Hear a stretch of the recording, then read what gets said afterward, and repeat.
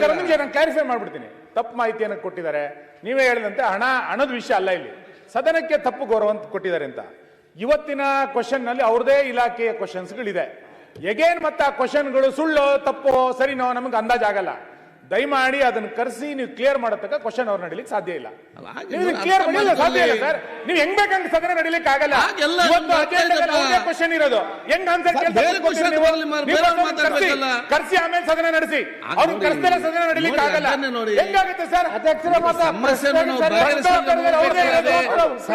ಸಮಸ್ಯೆ ಉಂಟು ಮಾಡೋದಲ್ಲ ಅಧ್ಯಕ್ಷರೇ, ಸಮಸ್ಯೆಯನ್ನು ಹೇಗೆ ಬಗೆಹರಿಸಿಕೊಂಡು ನೋಡ್ಬೇಕು. You should be a part of the solution, not part of the problem. ಅಧ್ಯಕ್ಷರೇ, ಸಮಸ್ಯೆ ಬಗೆಹರಿಸಬೇಕಂದ್ರೆ ಅಧ್ಯಕ್ಷರೇ, ಈಗ ಪಾಟೀಲ್ ಪ್ರಶ್ನೆಗೆ ಸರಿಯಾಗಿ ಉತ್ತರ ಕೊಡದೇ ಇದ್ರೆ ಮತ್ ಪ್ರಶ್ನೋತ್ತರ ಯಾಕೆ ಮಾಡ್ತೀರಿ? ಬಿಟ್ಬಿಡ್ರಿ. ಅವ್ರ ಏನ್ ಬೇಕಾಬಿಟ್ಟಿಯಾಗಿ ಉತ್ತರ ಕೊಡ್ತಾರೆ, ಸದನಕ್ಕೆ ಬರುದಿಲ್ಲ. ಅವ್ರಿಗೆ ಯಾರು ಅವ್ರ ಮ್ಯಾಗ ಕಂಟ್ರೋಲ್ ನಮ್ಗೆ ಅರ್ಥ ಆಗ್ತದೆ. ಮತ್ತು ಪಾರ್ಲಿಮೆಂಟ್ ಕೇಳಿದ್ದು ಕೂಡ ವಿರೋಧ ಪಕ್ಷ ಅರ್ಥ ಆಗ್ತದೆ. ಸದನವೇ ತಗೊಳ್ಳೋದು ಬೇಡ. ಅವ್ರ ಇಲಾಖೆ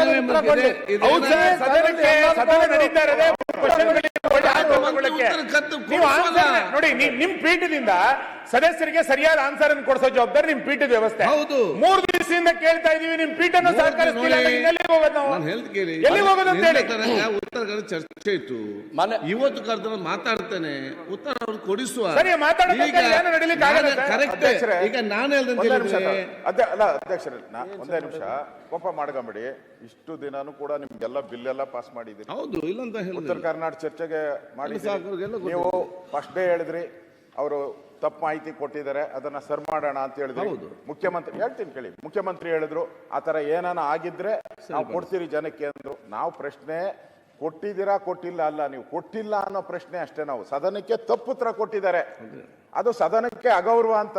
ಇನ್ಮೇಲೆ ಯಾರ್ದು ಇವಾಗ ನಾವು ಮಾತಾಡಿದ್ದು ಸರಿ ಇರಲ್ಲ, ಮಂತ್ರಿಗಳು ಮಾತಾಡಿದ್ದು ಸರಿ ಇಲ್ಲ, ಮುಖ್ಯಮಂತ್ರಿ ಇಲ್ಲ ಅಂತ ಹೇಳಿದ್ರೆ ಈ ಸದನ ಯಾಕೆ ನಡಿಬೇಕು ಅಧ್ಯಕ್ಷರೇ?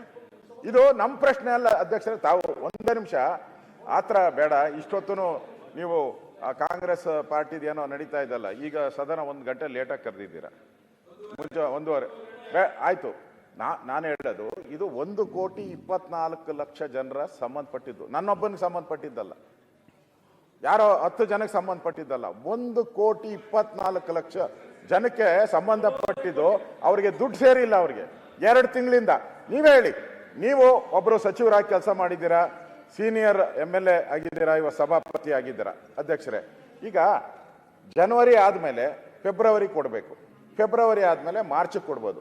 ಇವೆರಡು ಕೊಡ್ದಿರಾ ಮೇ ಜೂನ್ ಜುಲೈ ಹೆಂಗ್ ಹೋಗ್ಬಿಡ್ತೈತೆ ಅಧ್ಯಕ್ಷರೇ? ನೀವೇ ಹೇಳಿ, ಸಾಧ್ಯನಾ? ಹಂಗೆ ಇತಿಹಾಸದಲ್ಲಿ, ಕರ್ನಾಟಕದ ಇತಿಹಾಸದಲ್ಲಿ ಈ ತರದ್ದು ಯಾವತ್ತೂ ನಡೆದಿಲ್ಲ. ಕೊಟ್ರೆ ಮತ್ತೆ ಅವ್ರು ಏನ್ ಮಾಡ್ಬೇಕಾಯ್ತು? ಫೆಬ್ರವರಿಯಿಂದ ಶುರು ಮಾಡ್ಬೇಕಾಯ್ತು. ಕಟ್ ಯಾಕೆ ಮಾಡಿದ್ರು? ಇಲ್ಲಿ ಮೋಸ ಮಾಡಕ್ಕೆ ಕಟ್ ಮಾಡಿದಾರ? ಜನಗಳಿಗೆ ದುಡ್ಡು ಉಳ್ಸಕ್ಕೋಸ್ಕರ ಕಟ್ ಮಾಡಿದಾರ? ಅಥವಾ ಖಜಾನೆ ಖಾಲಿ ಆಗಿದೆ ಕಟ್ ಮಾಡಿದಾರ? ಅದು ಸದನ ಗೊತ್ತಾಗಬೇಕು ಅಧ್ಯಕ್ಷರೇ. ಅವ್ರು ಯಾವ ಇಂಟೆನ್ಷನ್ ಅಲ್ಲಿ ಮಾತಾಡಿದಾರ? ಅವ್ರ ಸ್ವಂತಕ್ಕೋಸ್ಕರ ಮಾಡಿದಾರ, ಪಾರ್ಟಿಗೋಸ್ಕರ ಮಾಡಿದಾರ? ಇಷ್ಟು ಜನಕ್ಕೆ ಅವ್ರು 2 ತಿಂಗಳಿಗೆ ಮಹಿಳೆಯರು ಅವ್ರೇನೇನು ಕಮಿಟ್ಮೆಂಟ್ ಮಾಡ್ಕೊಂಡಿರ್ತಾರೆ, ಸಾಲ ಕಟ್ಟಬೇಕಾಗಿದೆ, ಮನೆಗೆ ರೇಷನ್ ತರಬೇಕಾಗಿದೆ, ಅವೆಲ್ಲ ಇಂತೆಲ್ಲ ಹೇಳಿದ್ರಿ. ಈಗ ಅದ್ರ ಬಗ್ಗೆ ಬಹಳ ಅನುಕಂಪದ ಮಾತಾಡ್ತೀರಲ್ಲ ನೀವು. ಗ್ಯಾರಂಟಿನೇ ಕೊಡ್ಬೇಡಿ, ಅವ್ರು ಕೊಡೋದಿಲ್ಲ, ತಪ್ಪು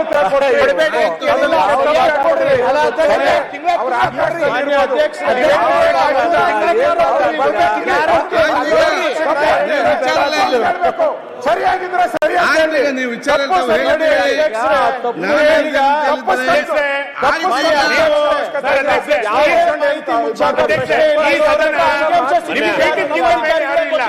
ನಿಮಗೆ ಕರ್ಸಕ್ಕಾಗ್ತಿಲ್ಲ ಅಂತಂದ್ರೆ ಈ